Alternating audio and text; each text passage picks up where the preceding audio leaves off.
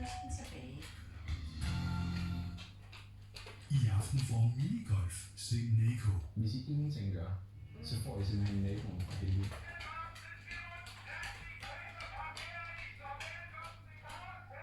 Naboen fra helvede kan du møde kl. 20 på TV2.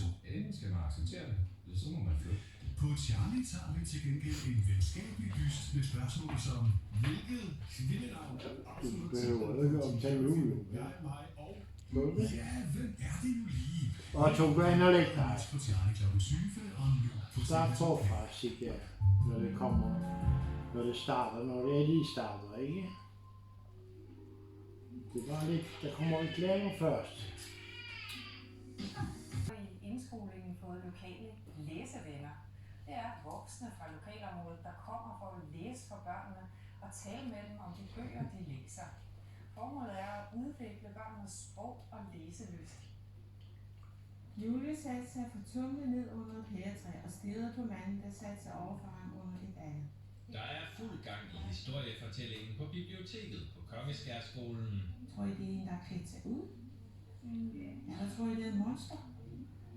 I 5 uger får skolens 0-4. klasses elever besøg af en gruppe læsevenner. De 2 dejlige børn, jeg har her, de går i 4. klasse, så de skal have noget med lidt mere spænding. De voksne, der fortrinsvis er pensionister fra Allinge Sandvig, kommer og læser højt og taler med børnene om det, de læser 2 dage om ugen. Og det handler ikke om, at det er børnene, der skal lære at læse.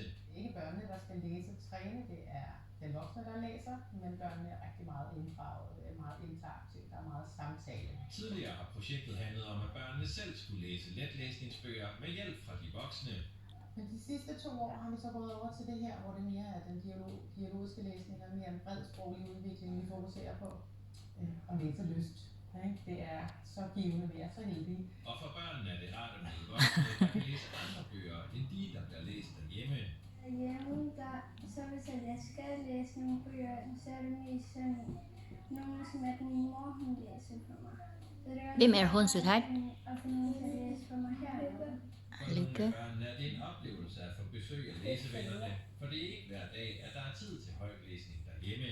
Jeg har en lille søster, og hun tager lang tid at blive puttet. Og nogle gange er min far til matematik, så derfor putter min mor også begge 2. Og så er der ikke så meget tid til at læse på. For i alt 10 læsevenner selv er det givende at kunne tilbringe tid sammen med børnene. Jeg synes, det er dejligt at få lov at kunne være noget for de her børn. Det er mig en evighed. Jeg synes, det er sjovt at være der. Og så synes jeg, det er sjovt at møde andre, der bor i Allinge, som også har lyst til at være her.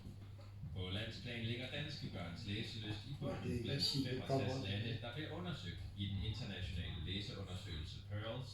Håbet i Allinge er, at læsevenprojektet kan vække og bevare børnenes begejstring for bøgerne.